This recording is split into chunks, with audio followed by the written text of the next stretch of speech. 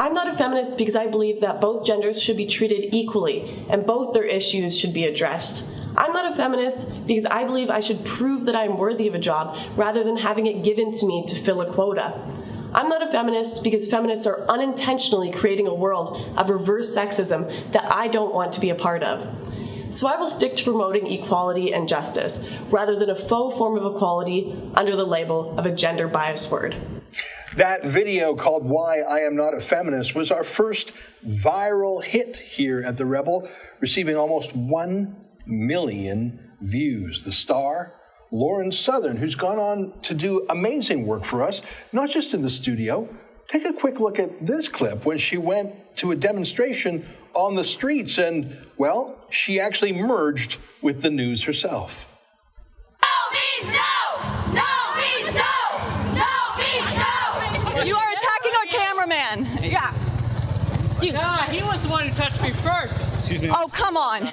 So how do you believe your outfit is going to stop perpetuating rape culture?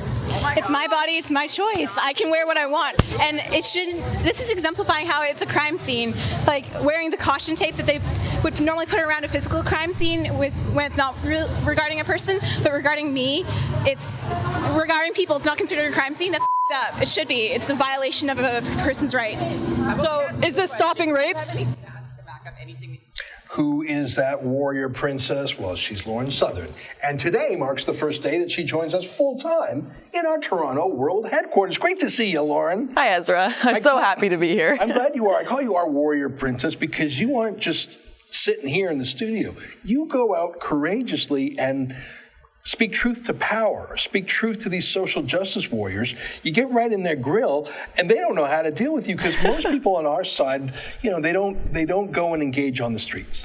You know, I can hardly blame them. It's particularly frustrating sometimes trying to debate these people, but you have to be there. You have to show people what it's actually like in the situation, get the knowledge firsthand of what these people are like, how they debate or don't debate at all, and show people and expose it to the world, because that's the only way we're going to get real change, people to really change their opinions on these big issues. Now, you took some women's studies classes at university. What was that like?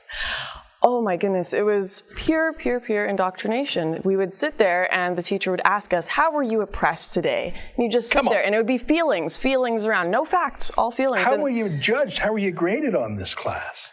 That's a very good question based on, well, everyone pretty much, it's like, well, do you feel oppressed? Oh, that's your personal story. That's good. We'll just give you an A. It's not really a class at all. You're not learning anything when it's based off feelings. It's a social science, which means it's not really science at all. It's kind of like when you say free speech, but, right? It's social science completely separates it, makes it an entirely different thing.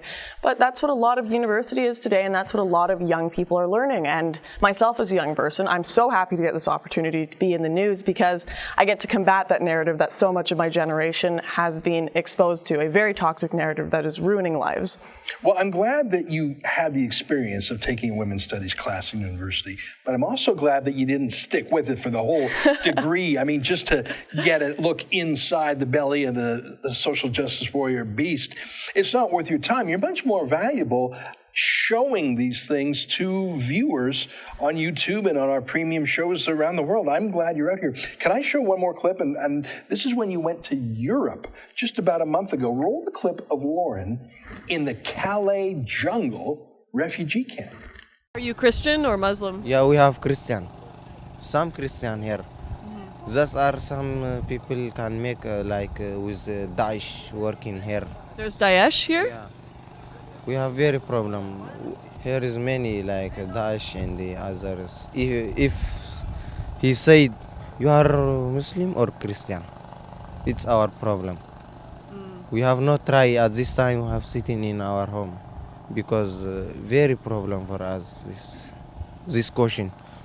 Now, you had just spent hours going through this refugee camp looking for any Syrian migrants. They were mainly Sudanese and Eritreans and others.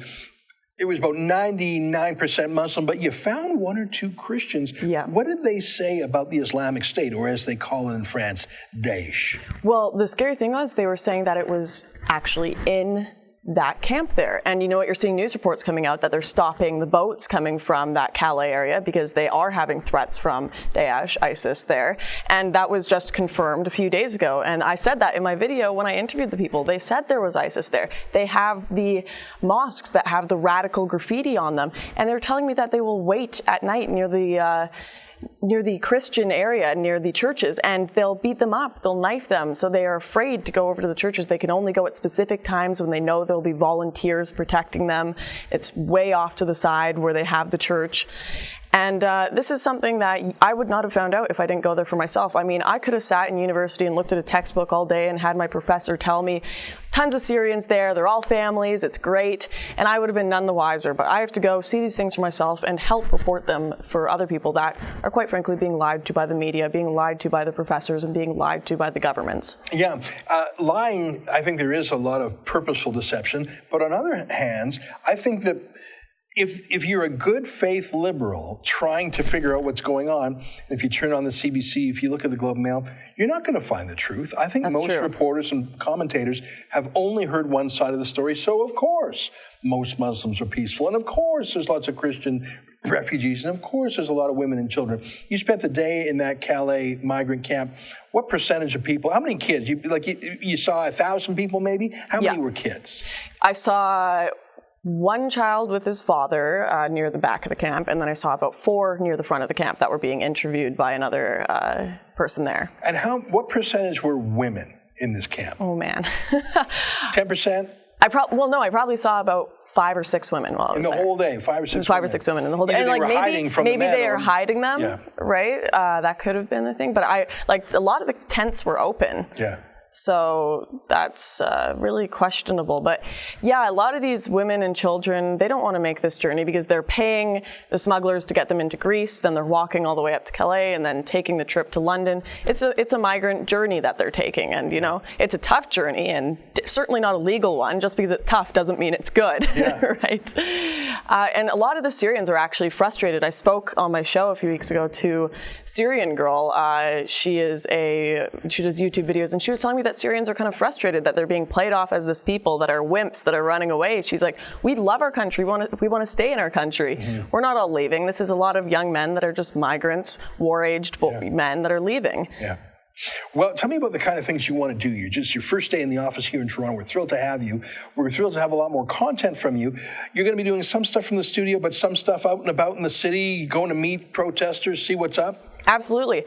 One thing that unfortunately I've been lacking on is I haven't been able to do videos right away. When something happens, I haven't been able to do quick videos, responses, and I'm sure people would love to see my opinions on things because I had a job, I had school, I had other stuff to do to make money for my life other than Rebel. Now I can fully devote my time to making response videos, quick stuff, as well as doing more travel. So if there's protests going on, big events, I'd love to go there, report on it, get the truth of the situation. Yeah. And I'm sure we'll come up with some more stuff as well. But, I mean, doing this full time, there's only going to be more great content. Well, we're thrilled to have you. Lauren Southern, it's nice to have you here at our world headquarters. But it is our world headquarters. We got viewers all around the world. And as we showed you in Calais and we've traveled elsewhere, we do travel around the world. We cover the world. It's nice to have you. Thank you, Ezra. I'm so excited. Right on. And thank you, everyone else, for watching. Well, yes, thank you for making it possible. You'll get a lot more of Lauren in the weeks and months ahead. Thanks for watching. Click here to never miss a Rebel update. Want even more of The Rebel? Well, click here to become a premium member.